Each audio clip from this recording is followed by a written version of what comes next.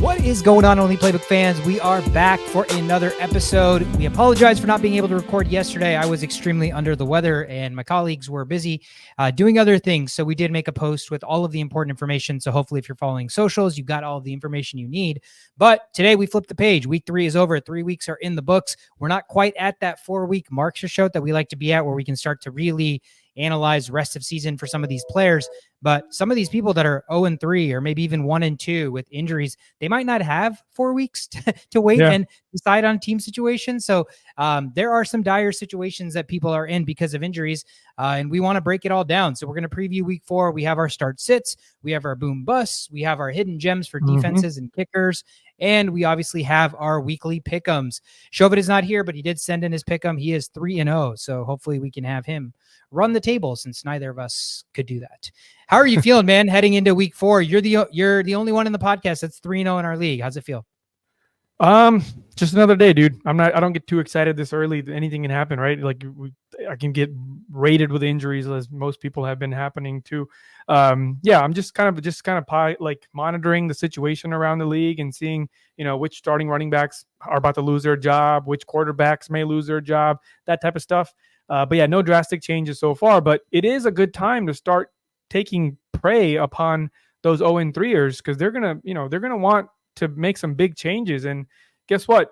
People that have stacked their benches with strong units, you're more than welcome to do that now. This is the time. This is the time to trade away one strong player for 2 of their weaker players, if that's what they want. So yeah, this is time to take action towards all those 0-3ers. Yeah, absolutely. We will discuss that in a little bit more depth as we discuss the start sits and all these other players that we are going to go over.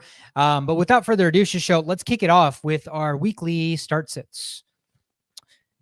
First thing first, on the quarterback side, this came from none other than Turner himself. He is in a little bit of a pickle between 4 quarterbacks to start. So Justin Fields at Indianapolis, Jared Goff versus Seattle, Aaron Rodgers versus Denver, or Sam Darnold at Green Bay. Shishot, where are you thinking?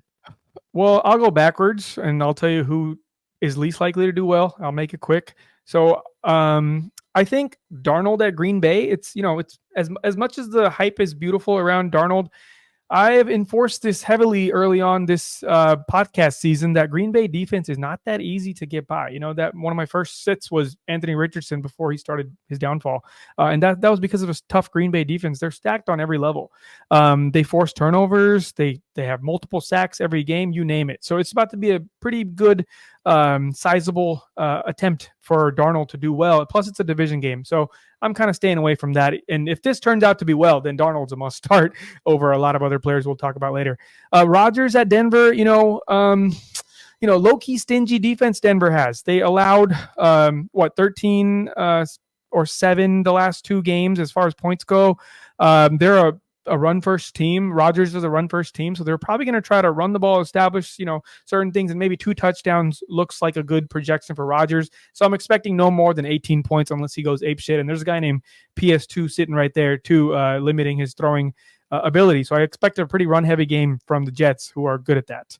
And then, indoor Goff versus Seattle. What's not to like, except for the fact that Seattle is probably going to try throwing the ball a lot because of the Lions' defensive situation and how much they just don't allow people to run. So I expect a good game from what's his name, Geno, actually. So if that's available, dude, take a look at that. But home field advantage Goff, however, the Seattle defense only allowed like 149 yards to Brissett, 138 to Nix, and Skylar Thompson had 107. So, not the best people to be comparing this against, but nonetheless, they're all in the hundreds. So Seattle is doing a really good job. And if you want to go with home field Goff and just see what happens, sure.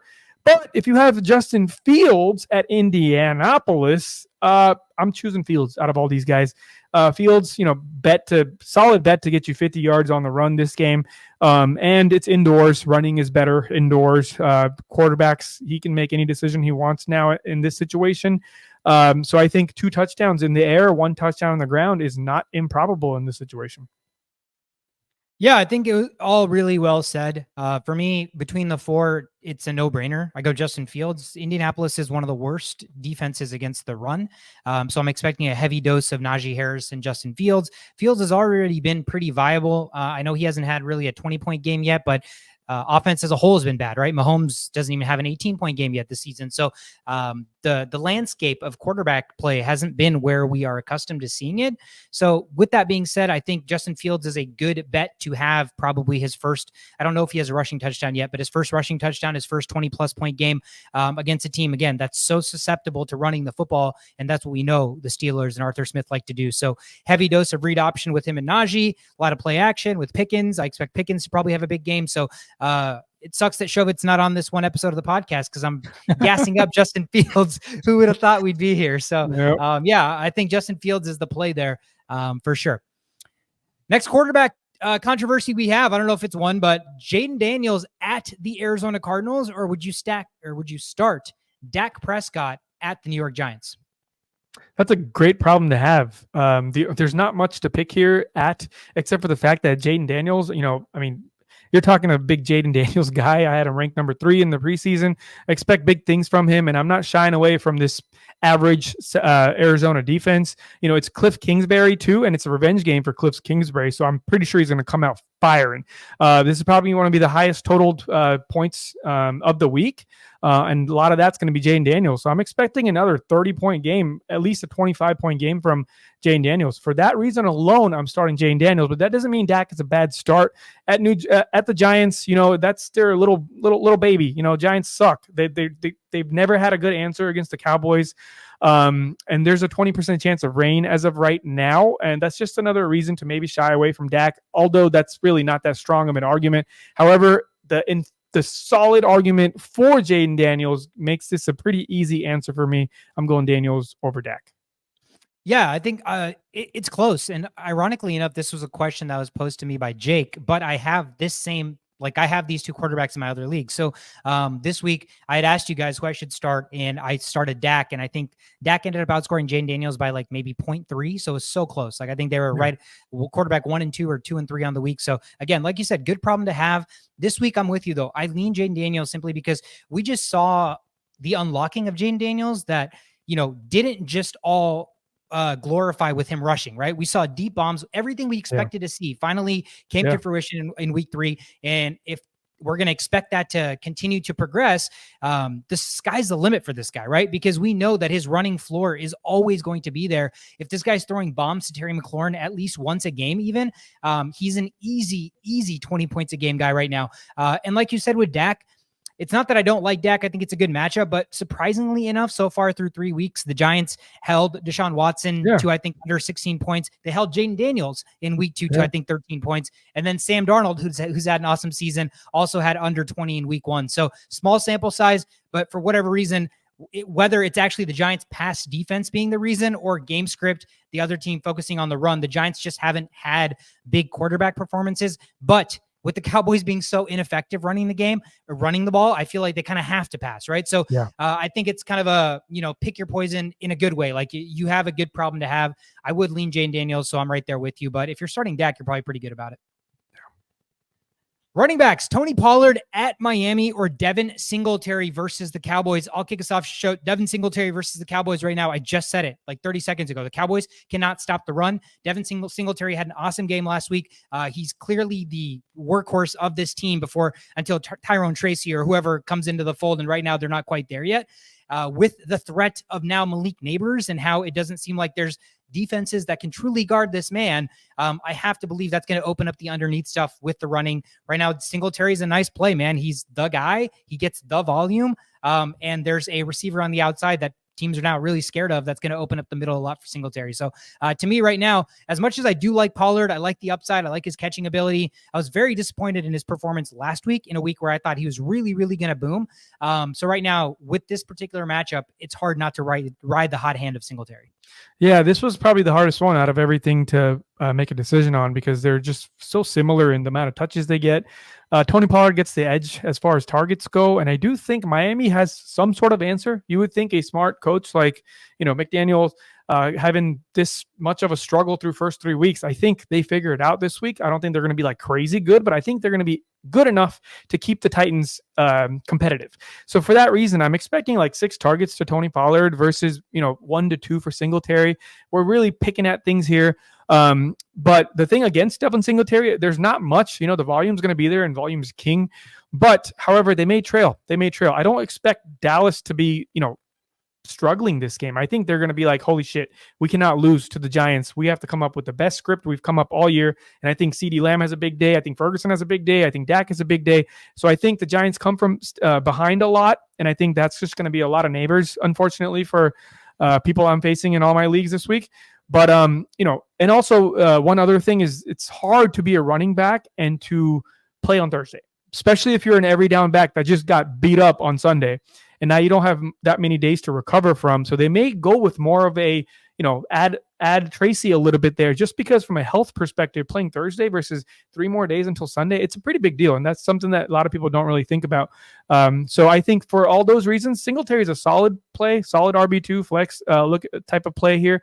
But Tony Pollard, I'm going to give him a little bit of the edge just from a, recovery standpoint, being in the game with Miami standpoint and getting a lot of receiving touches standpoint. At the receiver position, we'll keep it in Miami. Jaylen Waddle versus the Tennessee Titans that we just talked about, or Jayden Reed versus the Minnesota Vikings. I'll kick us off. Don't love the matchup on either side, but right now, until we see competent quarterback play from the Dolphins, unless his name is Tyreek Hill, you got to bench Jaylen Waddle. I mean, he's not getting enough targets. The offense just isn't flowing. There's nobody on the offense that's doing anything. I mean, Waddle, I think Hill back-to-back weeks with 5 fantasy points. So it's not what you want to see. And when somebody like Tyreek Hill is getting limited, Jaylen Waddle's always been the second fiddle in this offense, no matter how talented he is as a standalone player himself. But with that being said, your Skylar Thompson can't complete enough passes to warrant Jaylen Waddle being a starting option. No. Sure, he could break one free and have one long touchdown, but that's not really what you bank on in fantasy football. The thing with Jayden Reed is he also has a pretty tough matchup. He is a little bit banged up, and there's a lot of mouths to feed there. But they use him in enough ways that the ball is going to be in his hands more often than the ball will be in Jaylen Waddle's hands. So just the fact that he's touching the football more probably, that's why I lean that way. Yeah, I lean that way too. I'm going Jayden Reed here versus Minnesota. As much as nobody wants to play Minnesota right now, you're absolutely right. He's going to touch the ball a lot more than Waddle in the situation. If I had the option of not playing either one of these, I wouldn't play either one of these. The matchup's not good, but however, with the amount of times the Vikings blitz and how quick Jayden Reed is, all he needs is one catch and he can break it free. So that's the downside of playing aggressively as the Vikings like to do. But yeah, easy choice here. Jayden Reed, just nothing to see from Miami yet. So. Keeping it at the wide receivers for show, Brian Thomas Jr. at the Houston Texans, or I can't even say this guy's name. I'm going to call him Voldemort, he who should not be named, against the New England Patriots. Jauan, the man Jennings. Who would you say? Yeah.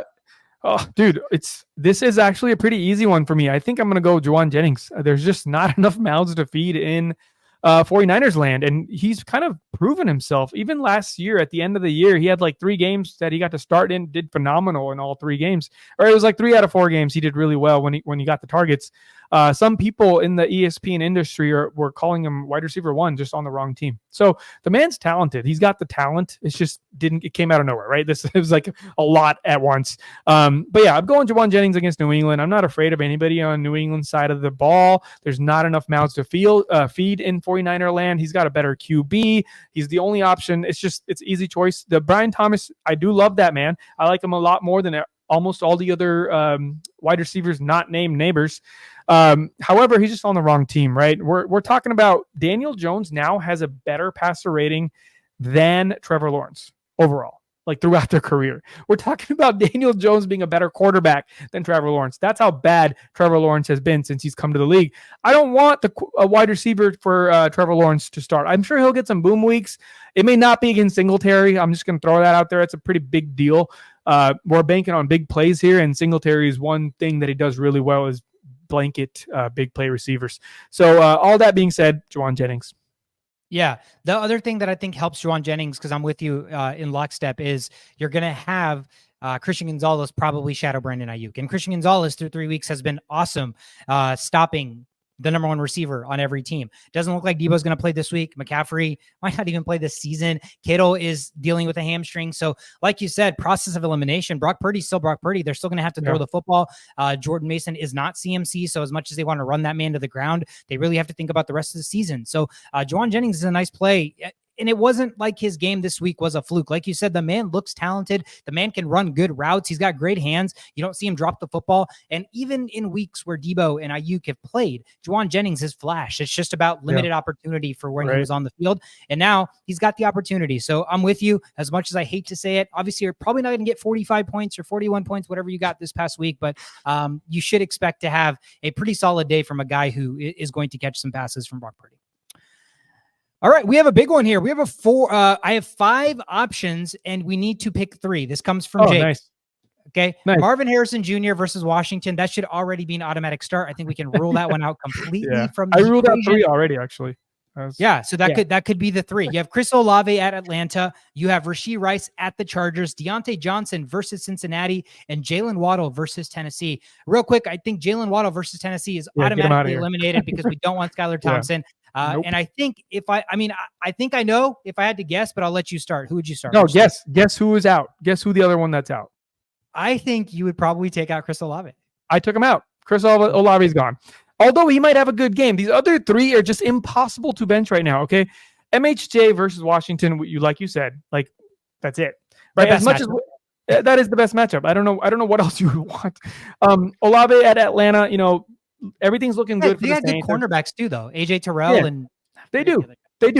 Olave has kind of proven himself. He's not really guardable, honestly. Like he can get that. He's got every route in the route tree in his bag. So like he always finds a way to get open. And I'm not really afraid of the pressure on Atlanta side of things. So I think Carr's going to have a pretty good day. However, we're talking about Rashee Rice at the Chargers. Chargers got a pretty good D. However, Rashee Rice is in the top 5. He's in the top 3. Like the dude should be started over everybody else on your wide receiving group.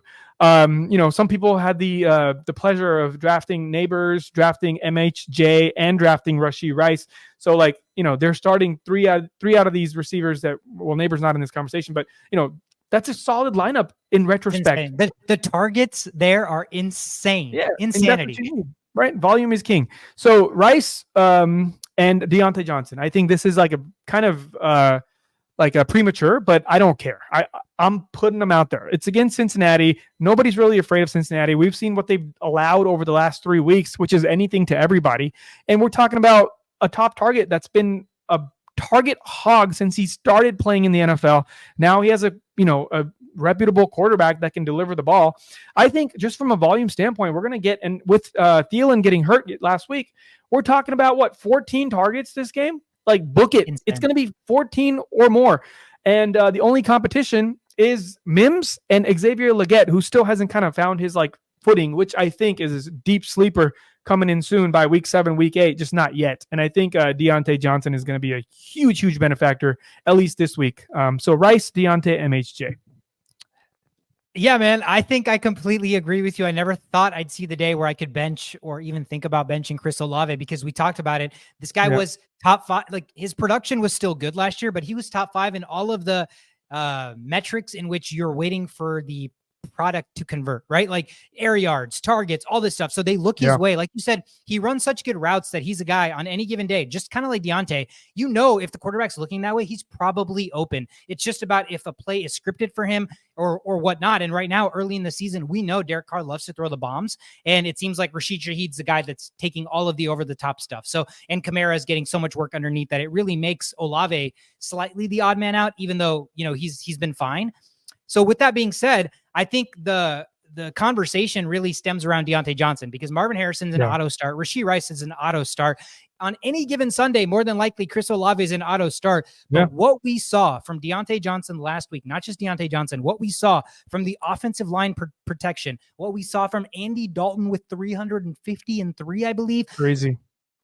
The night and day shift from that offense's functionality from Dalton to Bryce Young, all of the blame gets put on Bryce Young now. Yeah, so this poor offense guy. is actually, it's horrible. There's nobody not enjoying like watching that from the sidelines, probably more than Bryce Young on Sunday, right? Yeah. Like your team is winning, your team is dominating, but Yeah. you're a week removed from you being there and not being able to do jack shit. Sucks. So it's a very, very unfortunate situation for Bryce Young, but how can you not show, like you said, we've been playing fantasy football long enough for when the moment Dionte Johnson stepped into the NFL, he was another guy that has amazing route running ability. He's got every route in the book, so he can get open at will. His only biggest weakness was sometimes he has some focus drops where he's wide open and he'll just drop the football. But if you're getting 12 targets and he catches 7 of them, drops 2 of them, we don't really care. So with that being said, I'm with you. I think somebody who is maybe more of a novice in fantasy football isn't really accustomed to knowing who Dionte Johnson was in the past. If you're mentally going to feel better about starting Chris Olave, I'm not going to fault you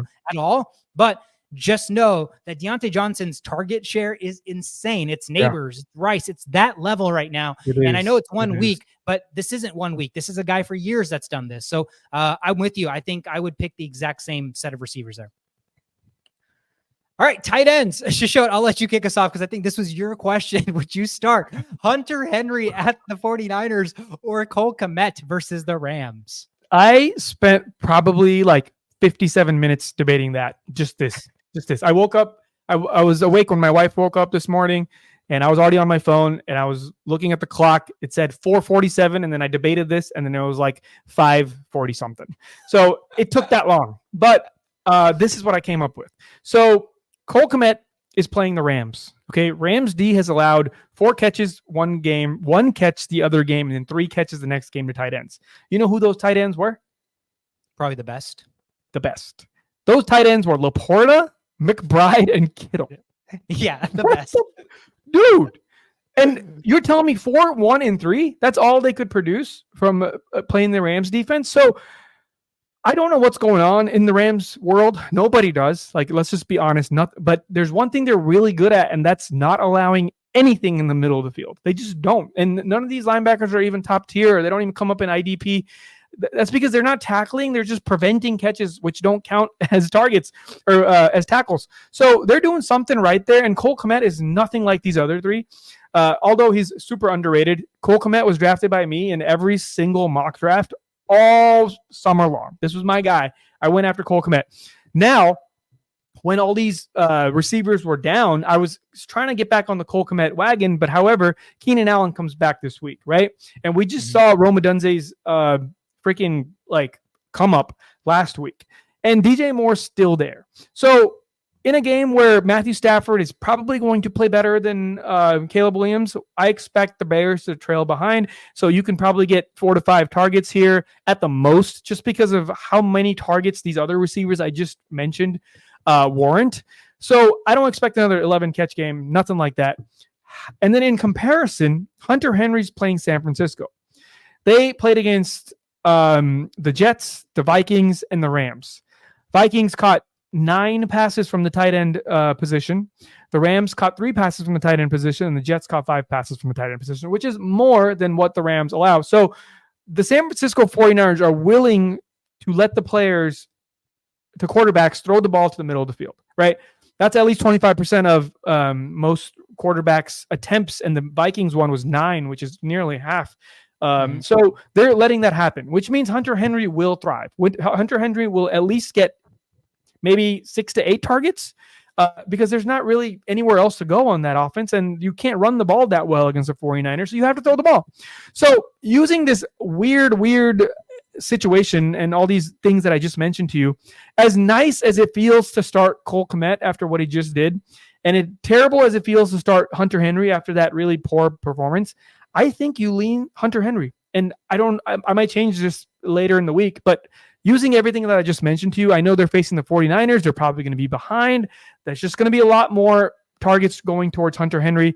And I don't feel comfortable having Keenan Allen back to start Cole Kmet just right now.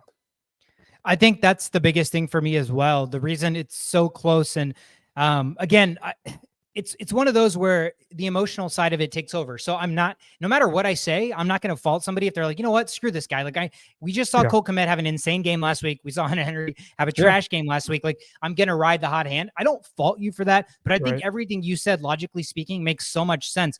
My only thing, and I don't know that this is something you can replicate because it was so bad, the inability of that Patriots offense last week to do next to anything at all, like anything. It was horseshit. Like Ramondre Stevenson to have 0.3 fantasy points, 6 carries for the guy coming into that week, led the NFL in touches, right? The offense could do nothing right. Now, granted, it was a much tougher opposition. I mean, I don't know. San Francisco's still good. You know, granted, they're 1-2. They're still one of the best teams in the NFC. With that being said, if like everything is going to go right again, I expect that at least the Patriots can show some competence, and it's not just going to be, holy shit, we have to abandon everything we know and we can't do anything. So I'm with you. I think that they're going to be behind. I don't see a world where they can be leading the 49ers just because they don't have weapons. They don't have, like, unless they can just bruise you on the ground, which I don't know that the 49ers are a team that just gets ran the ball over like that. They're going to struggle, which means they're going to come from behind, which means there's going to be a lot of short, easy, random dump offs to the tight end, which again, if I gave the listeners a list of the top 10 tight ends right now, Dallas Goedert, after one performance last week, is number 1 in the tight end world, which is insane. He was number 1 after maybe one catch last week. So like he had more fantasy points in one catch last week than Travis Kelce has had all season. That's not fake. That's insane. That's insane to me. So with that being said, I think you have to chase whatever, I don't know, whatever hope, sliver of hope, sliver of nugget, anything you can find with the tight end landscape, because right now the people that drafted the tight ends early, 3rd round, 4th round, 5th round, they have no positional edge or advantage whatsoever. In fact, they're in a massive disadvantage because they're forcing themselves to have to start Mark Andrews over and over again, right? Those guys, Mark Andrews played, the Mark Andrews thing is blowing me away. That could be a topic of a conversation for like 40 minutes, but that is the landscape. That is the tight end world. So right now, I don't fault anybody for swinging for random flyers. And right now in this situation, yes, Hunter Henry has shown that at least 1 week this year, he has performed better than Travis Kelce. He has performed better than George Kittle. He has performed better than Mark Andrews. He's performed better than Trey McBride. He's performed better than Dalton Kincaid. Those are all of the tight ends that went like the top 5. Top and 5. Hunter Henry has at least 1 week so far in 3 weeks that he's done better than all of those guys. So with that being said, I don't fault you. Take Hunter Henry. If somebody was crazy enough to start, not crazy, but if somebody wanted to start Cole Kmet after the hot hand of last week, go for it. But in this particular matchup, I think if we're breaking it down, I agree with everything you said, that I expect the Patriots to be playing from behind, the 49ers to prevent overneath shit. They will give up all of the underneath shit. And that's where Hunter Henry is going to thrive. Jacoby Brissett loves taking the underneath bullshit. So I expect Hunter Henry to have a big day as well. So in lockstep with you, I know that tight end situation ran a little long, but we have a second tight end situation real quickly. Isaiah Likely versus Buffalo, Zach Ertz at Arizona, or Tyler Conklin versus Denver. I'll kick us off real quick. To me, I go Zach Ertz here, man. I'm going Zach Ertz at Arizona.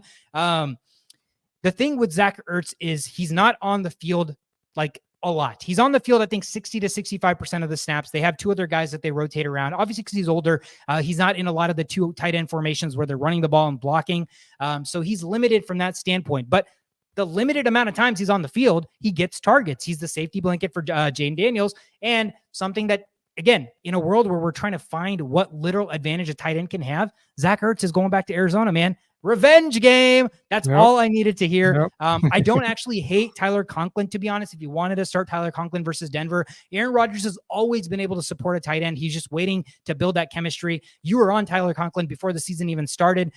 He's a good pass catcher. He's a good tight end. He was a good tight end on the Vikings as well. So I don't hate that as well. But I think for me, out of these 3, I actually lean Zach Ertz. Yeah, solid. I think this is a pretty obvious situation of floor versus upside, right? If I'm going for a comfortable 5 to 7 points, I'm going Zach Ertz. You know, if I'm like, listen, I got Justin Jefferson this week, I got blah, blah, blah this week, it's going to be boom after boom after boom after boom, and I just need a nice little floor, nothing like a boom or bust type of situation, I'm going Zach Ertz, because there's nothing I feel more confident in the tight end world right now than Zach Ertz getting 4 points. Like, that's probably the most confident I feel about. Which is something you would be happy about right now, because we're seeing tight ends get like 0, 1, 1.3. Right, exactly. So, but if you're in a pickle and you're facing all these tough defenses, you know, and you just don't know if you can make it, then you got to go Likely here. You got to go likely because they're playing Buffalo. They're not Buffalo's, they're going to drop 30 points on you, and especially because the Ravens defense isn't doing too hot right now. So using the same logic as earlier, as far as like targets and target share and big plays, likely is the best guy out of all three of these to make big plays. And seeing how it's going to be either going to be a close game, or Buffalo's going to be ahead, or Ravens are going to be ahead by barely anything. I'm going to throw the ball towards likely in this situation. Upside wise, going likely. Nice floor going Ertz. Late season stash, if you got none of these available, then Conklin. Because I think Conklin will produce. It's just not going to happen that easily this quickly because we're still trying to build with all these other receivers on the team. We're still trying to figure out the running back situation. Nothing is solidified in the Jets land. Things could be drastically different by the end of next week. So with the uncertainty, Ertz for the nice floor, likely for the high upside. Yeah, I think that's the beauty of this segment is you actually persuaded me into thinking that likely is a better play. We already talked about the amount of time or lack of amount of time Mark Andrews saw the field. And like you said, if we've seen the Bills through 3 weeks are a juggernaut on offense and the Ravens are lacking on defense. So yes, if they're going to get into a shootout, I think it makes a ton of sense. I think you actually persuaded me. I would also actually take likely because even if you're banking on the floor of Ertz, I think that floor with likely in a situation that's possibly going to be a shootout probably still exists as long as Mark Andrews is still not Mark Andrews playing like he ran routes on like, I don't even know. I don't even know the numbers. When I saw them, they were just ridiculous. I couldn't even fathom what was going on. I'm still not freaking out over Mark Andrews, believe it or not. I'm not going to go try trading for him, but I think he's still the one thing Lamar Jackson has that he can trust. It's just going by big trust, right? That's literally Lamar Jackson's slogan, big trust. And there's only one person on his team who can actually trust. And I think that will settle. It's too early to starting Mark Andrews after seeing what he did. I'm not getting rid of him, and I'm not going to go trade for him. But if you're in that situation where you already have him, hold on to him. Just don't start him right now. But I think the good stuff is coming. It was supposed to be last week, but they were trailing so much in that game they were ahead so much in that game that there was no reason to. All they had to do was run with the two running backs in the backfield. So all that being said, don't freak out over the Andrews situation just yet. If next week it doesn't happen again, or if this week it doesn't happen again with this opportunity that's presented in front of them, then it's time to start panicking. Yeah, man, 33% of the snaps played only in one target. I mean, that's scary numbers. Yeah, and Harbaugh he doesn't disclose anything. He's like, we're just going to have weeks where some of the players aren't involved. And that's something that fantasy players absolutely hate to hear. Yeah. Oh, flex spot. Some flex considerations. We'll make these quick because we've already kind of discussed some of these players. Yeah. Dionte Johnston versus the Cincinnati Bengals. Jerome Ford at Las Vegas. I think we're in lockstep there that Dionte has to be a player. Yeah, for sure. Okay. Quentin Johnston versus the Chiefs. Jerome Ford again versus the Vegas Raiders, or Brian Thomas Jr. at the Houston Texans. I'm going to go with Quentin Johnston as much as I hate this situation. They're playing the Kansas City Chiefs. They're going to be behind. They're going to have to throw touchdowns. I don't like throwing touchdowns to anybody else besides him. Until I see some variety, I have to bank on Quentin Johnston scoring a touchdown this week because how else are they going to keep up with the Chiefs? BTJ is a good choice, but like I said, this guy is worse than Daniel Jones at this point, and I don't know if I trust this. This may just be a freaking blowout, and BTJ gets something later in the game. But right now, as far as assurance and positivity, I'm leaning towards Quentin Johnston. Yeah, crazy. I feel like we've dogged. Maybe I have just shit on Quentin Johnston. Yeah, for sure. Me too. For a long time now. And it's crazy that we're here, but I'm with you. The Jerome Ford situation is so scary because it's so damn unpredictable. 1 week he plays a lot of snaps. Next week is Deontay Foreman getting 15 carries. Yep. And that offense looks like shit. Deshaun Watson just came out like today and said, I'm not the running back, which is what a terrible, they were like, hey, to get the offense flowing more, do you want to see more quarterback design runs? Yeah. And he's like, I'm not the running back. Bro, come on, man. You got to help your team a little bit. So I just think the dysfunctionality of that team makes me want to stay away. I think all of us were so high on Jerome Ford, and I still want to believe that the team also sees that. But when you see Deontay Foreman picked up off the street and get 15 or 14 carries in the first week he's on the team, like it really, makes you pause a little bit. And I can't quite understand what the hell the Vegas Raiders are about, whether they're good, they're bad, they're in between, like what is going on there. So I'd much rather just probably stay away with that. Yeah. Wandale Robinson versus the Dallas Cowboys, or Tank Dell versus the Jacksonville Jaguars. Let me kick this one off. So here's the thing here. I think, logically speaking, right now, you probably start Wandale Robinson. I think I never thought we'd be in a world where Daniel Jones can somehow support 2 receivers, but we're here. We're here, man. And it's simply because Malik Neighbors is so good. I think that is only why Daniel Jones can support 2 receivers. Neighbors is taking an entire side of the field away. Defenses are singling, doubling, there's bracket coverage, and Wandale Robinson is everything you want in PPR. All of the underneath drag stuff, all of the quick stuff, it's all Wandale Robinson safety blanket. So his numbers will not be amazing. It's not going to be, 8 for 100, but it could certainly be 7 for 63, and you would take 7 catches all day long. Now, what I'll say about Tank Dell is Tank Dell is the superior player. The Jacksonville Jaguars are in a complete disarray. Do I think this is a situation where Houston could come in and just throttle the Jags 41-0, and finally the Tank Dell that people drafted, who has not showed up for 3 weeks, who's CJ Stroud's best friend, could this finally be the week that he booms? Absolutely. So again, you're basically playing probability. A guy who's really good at football for 3 weeks now has not done anything, and he's playing a team that is about as bottom of the barrel as they come right now. Like we just saw them play, and they look absolutely atrocious. So I think, again, roster construction is important here. If you're playing a tough opponent, you need a guy that's going to boom. I think Tank Dell's your player. If you have a stacked roster, you're playing a guy that has not a stacked roster. You have guys that you know are going to boom and you need a floor. You go Wandale Robinson. What are your thoughts? There's one thing I just want to add to this. I'm right on there with you. I agree. I am a little worried because of this preseason drama between Diggs and Neighbors on Twitter. And Neighbors, when he got interviewed, they asked him, if there's one corner you want to face, who would you face? He's like, Diggs. So I don't know if the Cowboys are going to be like, yo, we got your back, Diggs. We're going to take care of this little guy and come out hitting them extra hard. And, I see that happening. They're not going to allow. It's a divisional game too. Crazy. Exactly. So they might just destroy the Giants. I'm expecting total beatdown. So I'm a little bit nervous. But again, probability, I'm going Tank Dell. It's got to happen. If it's not this week, when is it going to happen? If he doesn't do anything this week, he becomes somebody that you could potentially drop. So it's really scary world. Let's hope that that's not where we're at. Yeah. Real quickly, defensive streaming options. We have the Minnesota Vikings at the Green Bay Packers, or we have the Houston Texans versus the Jaguars. You see me wearing the Vikings jersey. You see the Vikings jersey on his wall. So it's probably really easy for us to take the Minnesota Vikings, who not only are our favorite teams, but they also happen to be number 1 in fantasy defense right now, have double-digit points in every single week. Yep. And oh, by the way, they played the 49ers and the Texans. So it's not like they're playing bottom-feeding teams. So it would be really easy for me to sit here and be like, you have to take the Vikings. But something about traveling to Lambeau, something about knowing that you're going up against an offensive mastermind in LaFleur, who has now, through 2 weeks, made somebody who probably, if not for this opportunity, wouldn't be in the NFL in a year or so. Yeah, he probably would be CFL quality in about a year had he not been given this opportunity. Now, all of a sudden, the entire league sees Malik Willis differently. But the reality is this game script and game plan that LaFleur has drawn up for him is completely different than the offense that Matt LaFleur runs on a week-to-week basis. I think that's what makes this so fascinating.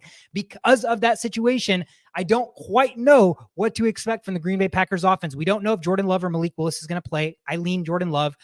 Part of me thinks that at 80% Jordan Love, who's not as mobile, is probably somebody that's going to be a prey for the Vikings defense, right? But again, the part that has me worried is we're 3-0. We're going into Lambeau with Sam Darnold. So that recipe just means this could be a big letdown spot. That has me leaning the Houston Texans because they're not a slouch on defense. And again, Trevor Lawrence is worse than Daniel Jones. We've said it 4 times on the podcast. Yeah. So that's why I lean Houston, but it's really hard for even me right now, who has the Vikings defense, seeing how good they've been, to not want to start them. Yeah, I think you just got to go blindly and just say, you know what, I might make some bad decisions this year, but I'm confident in making this bad decision. Start the Vikings defense. The ups are so much higher than the downs. The worst case scenario, they allow a couple of touchdowns breaking free. Best case scenario, you don't allow any points at all to Malik Willis, right? So I think it's pretty good start. Houston is also a good start. Don't get me wrong, but we're chasing points here. We're chasing the upside from the Viking side of things.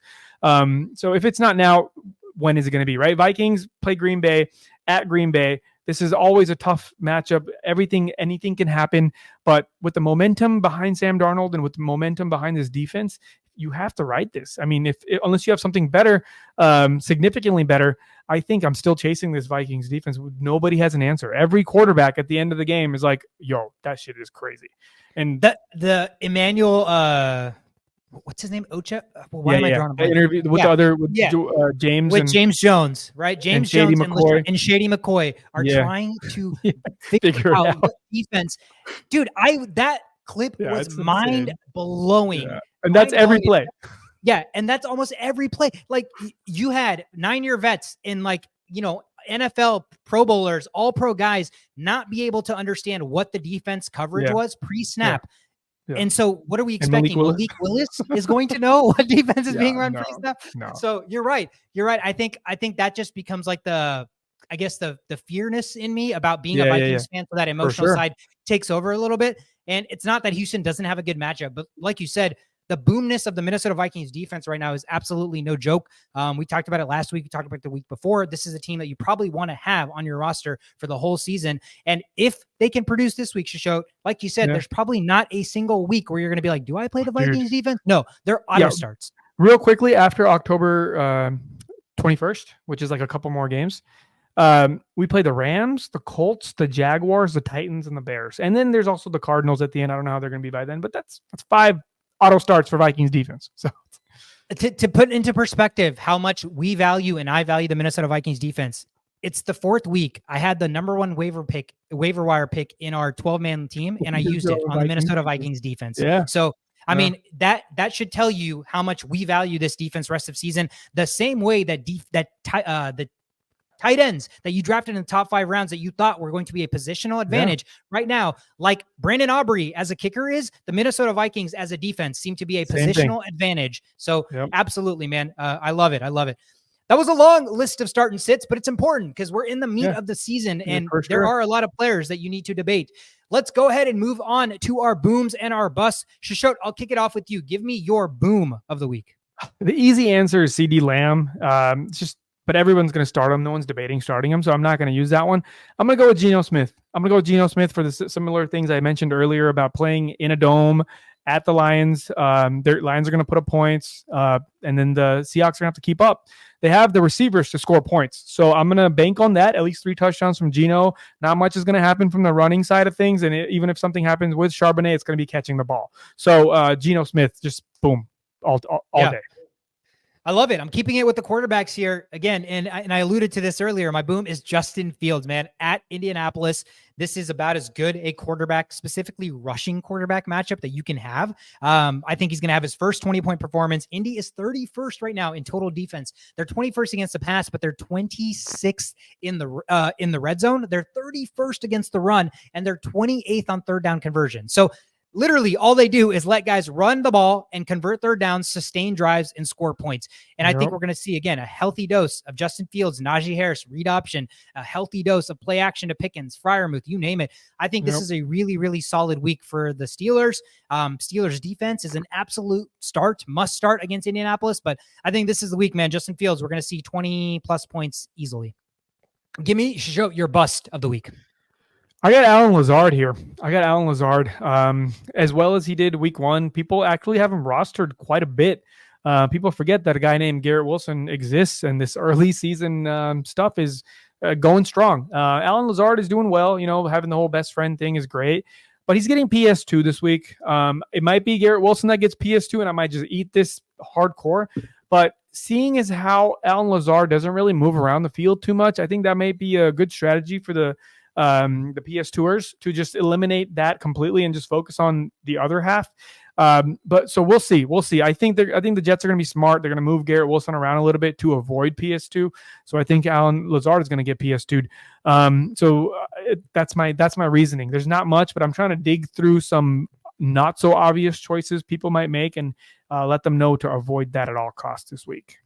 Yeah, I mean, we've talked about the PS2 shadowing, and it's real. DK Metcalf had a bad game. George Pickens had a bad game. Mike Evans completely blanketed. He was my bust last week, and he had 2.7 points because of PS2, because he's strictly a boundary receiver. And like you said, Allen Lazard doesn't move. I think if the Jets want to be functional on offense, and we've seen it already, they move Garrett Wilson around. And if PS2 is just going to be a boundary corner, he's going to blanket one boundary. And a lot of times that's Allen Lazard. So I think I'm with you. Again, could he certainly me shadow Wilson, knowing that Wilson's the best offensive receiver that they have? Yeah. But historically, what we've seen so far through 3 weeks is we saw Godwin line up in the slot. We saw Godwin move around, and Godwin had a productive day. We didn't see Mike Evans have a productive day, and he only lined up on the outside. So if that tells us anything, I think Lazard is going to be the outside X receiver that's going to get blanketed. And Garrett Wilson should still have a good day. So I like that as a bust. My bust is going to be, we talked about him a little bit already, Zach Charbonnet for the Seattle Seahawks. He is taking on the Detroit Lions in Detroit.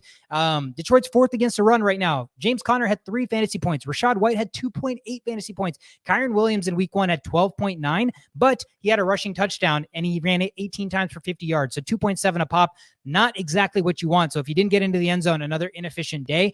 Charbonnet is already an inefficient runner as it is. So unless he finds the end zone, I'm looking at a very similar day to what Kyron Williams had minus the touchdown, where you're looking at something like 14, 15 carries for 40, 50 yards.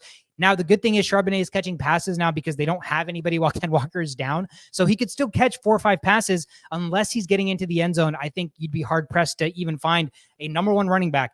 The workhorse right now in this offense even sniffed 10 points. So I think there's a very big bust opportunity for Zach Charbonnet this week.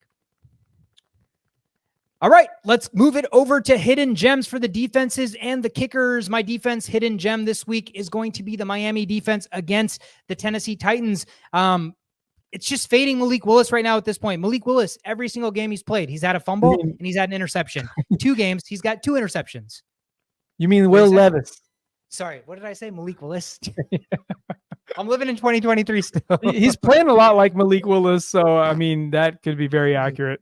He's playing like last year's Malik Willis, and he plays on the same team as last year's Malik Willis. So I apologize for the confusion. Yes, Will Levis. I'm fading Will Levis, taking the Miami defense. Again, Will Levis, fumble in every game. Will Levis, an interception in every game. 2 of the 3 games, he has 2 interceptions.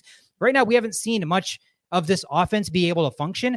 The Miami Dolphins defense still has Jalen Ramsey. They're still not a terrible defense. They did really good with the Seattle Seahawks minus this 1 bomb to DK Metcalf. So I still think there's a world where this defense can help this team turn shit around. And right now they get a really favorable matchup against the Tennessee Titans and Will Levis. So I got the Miami defense as my hidden gem. What about you? I got the Dallas Cowboys. I know a lot of people drafted them, but a lot of people dropped them too. Only 73% of the people are starting the Cowboys defense. And there was a point in the draft when everybody was going after the Cowboys defense. So yeah, things have changed a little bit, but again, this is why I enforce not to make drastic decisions this early in the season. You're going to regret this.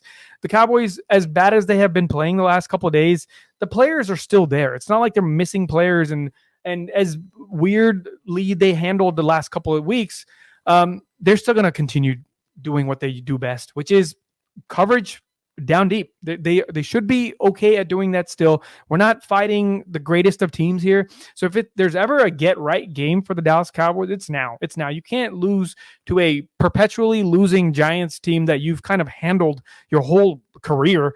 And now when push come to shove, you get handled again. I just don't see that happening. If that does happen, Cowboys are in big trouble. So I'm just taking this as a get right game for every Dallas Cowboy out there, not named Ezekiel Elliott. So yeah, that's my reasoning for why I'm going with the Cowboys this game. I like it. I think, again, we all did. They were a top 3 defense drafted in fantasy football. And I think everybody expected with the addition of Mike Zimmer, a defensive minded guy, that defense was going to be stellar. So hopefully at some point they're figuring it out. Good matchup against Danny Dimes. My hidden gem kicker is going to be Blake Grupe for the New Orleans Saints. He's taking on the Atlanta Falcons in Atlanta. Week 1, Grupe had 22 fantasy points. He had 7 in week 2 and 6 in week 3. So the reason I say that is he hasn't been a bust in any week. We've seen some kickers give you 1, 2, 0, and Grupe has been serviceable. In a dome, Atlanta has solid red zone defense versus the Chiefs. Harrison Butker had 3 field goals. In week 2, Jake Elliott had 2 field goals. And in week 1, Chris Boswell had 6 field goals against this Atlanta Falcons. I can't wait for that to happen again. God damn, I'm starting Chris Boswell too. So I'm excited about Boswell this week, but I think my hidden gem is going to be Blake Grupe. He's going to have a big kicking day for the New Orleans for Saints. Sure. All signs point towards a good day there. I'm going with Jason Myers. I'm just going with this serious passing efficiency from Geno Smith happening, and there's a really good chance they don't actually score in the red zone. And even if they get close enough, it's a long game. We're playing 60 minutes of football. There will be multiple opportunities for Jason Myers to get in field goal range, and he's a good kicker, right? That's also another important thing. I'm not just throwing out some random guy because the matchup is good. Jason Myers has been around for a while. He's a good kicker. He's going to get into field goal range. It's going to be a competitive game. There might even be some last-minute 60-yard touchdown or touchdown-like points from Jason Myers because of our scoring. I think I'm predicting that. I think we're going to get a game-winning field goal from Jason Myers to upset the Lions. A game-winning 60-plus yarder to get basically a touchdown's equivalent worth of points. Yeah, for the listeners that don't know, we updated our kicking points scoring to where if you kick a 60-yarder, you're getting 6 points, but it's decimals now. So 63 is 6.3. 7.1. 7.1. If you have Brandon Aubrey, you've seen the numbers. He's insane. Yep. He's basically performing like a running back one, a tight end one, a receiver one, a quarterback one. So absolute insanity if you have a good kicker right now. I love it. Let's end the episode, Shisho, with our weekly Pickems. Shout out to Chauvin, not on the podcast, but he is officially 3-0 so far on the weekly Pickems. And this week, Chauvin is going to take Aaron Rodgers and the New York Jets, who are facing the Denver Broncos at home. I absolutely love it. You're fading Bo Nix. I think it's a good spot to fade him. Shishot, who is your weekly Pickem? I got the Dallas Cowboys, as I've said multiple times so far. If there's ever a week for the Cowboys to do some serious damage, it's this week. Yeah, I like it. Get right game. I'm taking the Houston Texans, another get right game after getting throttled by our Minnesota Vikings. They're at home against the dysfunctional Jacksonville Jaguars. That is it for the entire episode. There was one thing I wanted to mention, but we can talk about it off the air. If you're watching on YouTube, hit the like, hit the subscribe. You can listen to us anywhere you get your podcasts at. Instagram, Twitter, TikTok is where our socials are. I'm Sweetcar. That is my TikTok. That is my Twitter. That's Shisho. That is his Twitter. We are the only playbook. Good luck in week 4. After 4 weeks are completed, next week's recap episode is going to be a big one because there are going to be major changes that you are going to have to make on your team because 4 weeks is the optimal sample size to start making decisions. Again, thank you guys so much for tuning in. Have a fantastic week. See you.